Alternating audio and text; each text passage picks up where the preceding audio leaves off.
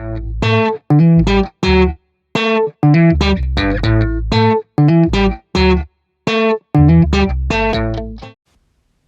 day! Welcome to my channel. We are going to cook again our main dish called BICHU-BICHU or BICHU-BICHU. Another call for it is a sugar donut.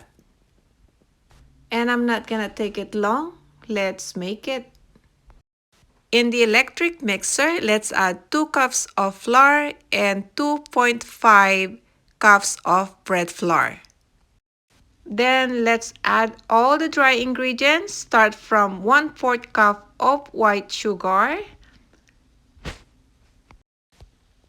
Then let's add 1/2 teaspoon of salt and combine all the dry ingredients before we add the liquid in the recipe.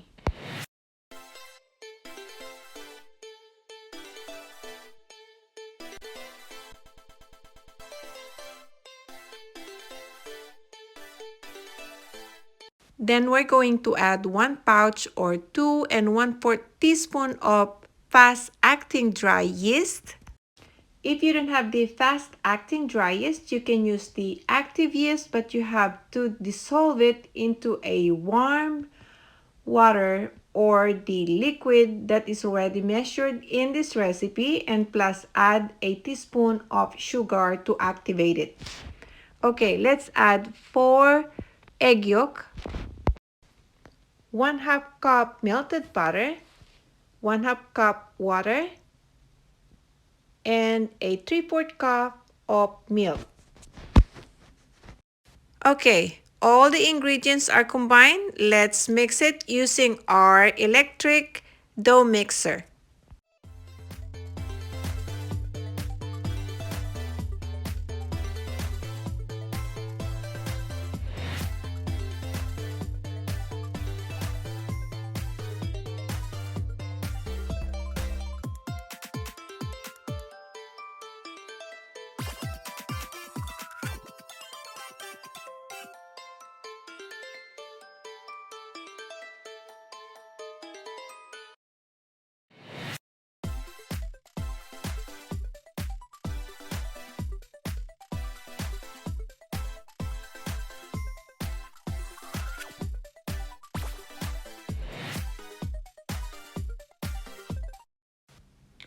Then I'm going to add 1 tablespoon of regular oil.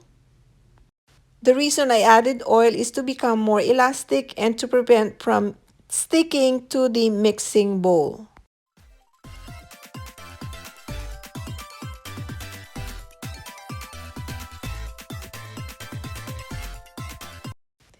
The mixing is almost complete. Let's transfer it to the bowl that is ready with some flour to prevent sticking.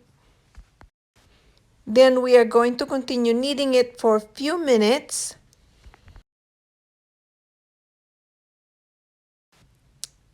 The texture is kind of sticky, but I have oil in my hand so it won't stick and it's easier for me to knead it.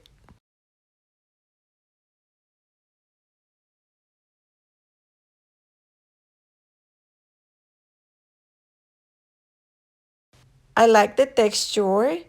You know, when it's textured like this, it's not so dry, you know, the result is gonna be all right. It's just the texture of when you're making pizza dough also.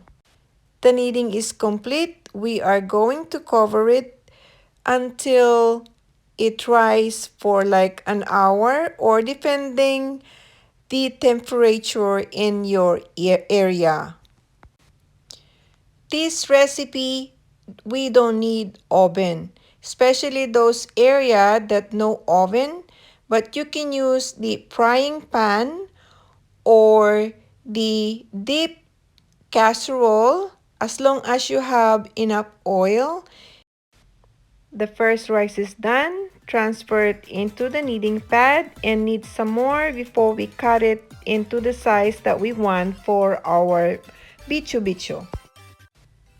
Pahabain lang konti or stretching it and then we're going to divide it into the size that we want.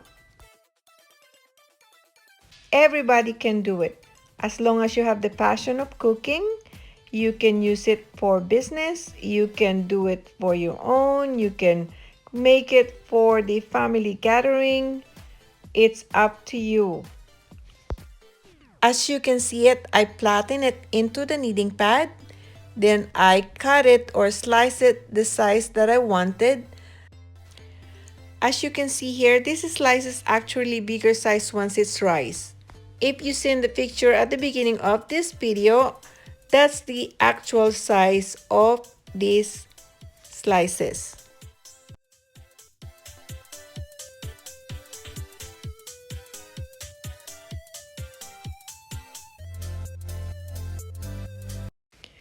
Flatten it using your roller pin long enough to roll it and twist it like a rope.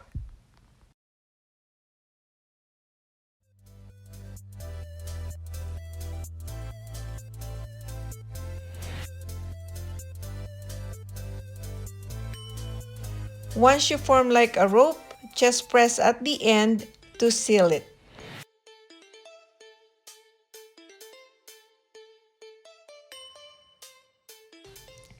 Then let's put it aside into the ready parchment paper or any non-stick or oil sprayed surface to prevent sticking. Then cover it with saran plastic or towel and it will rise while we finishing all the rest of the dough.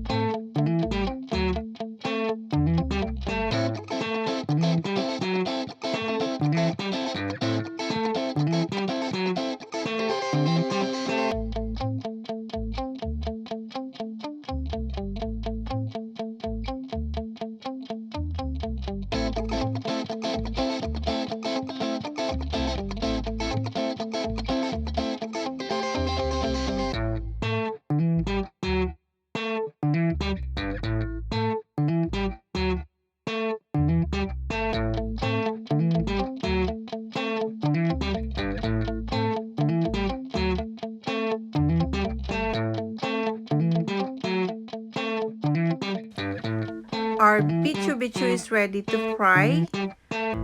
Now I have the frying pan here and the temperature is supposed to be 350 Fahrenheit and enough oil to soak the dough. Okay, if you don't have the frying pan, just use the regular pan or deep pan or casserole or any that you can fry. And to make sure the temperature is, if you know how to cook the egg roll or lumpia, that's the temperature you use for frying this donut. And as you can see here, it turned brown so quick, so you cannot leave it. You make sure that you are well attended and keep checking if the other side is brown and then flip. And once it's brown also, and then transfer it to the plate with a paper towel or any towel to cool it down before we roll it to the sugar.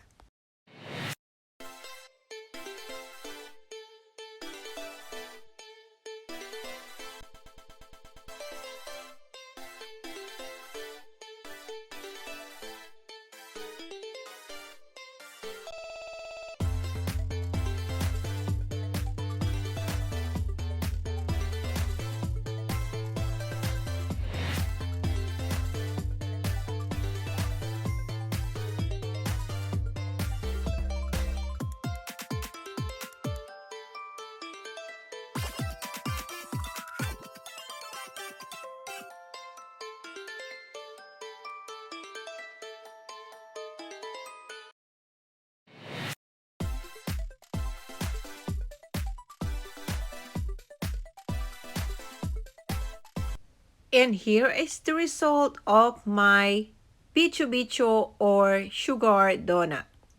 It looks delicious, isn't it?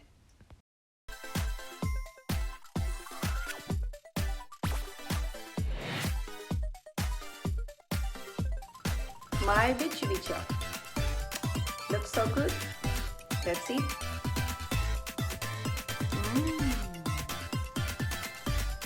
So good.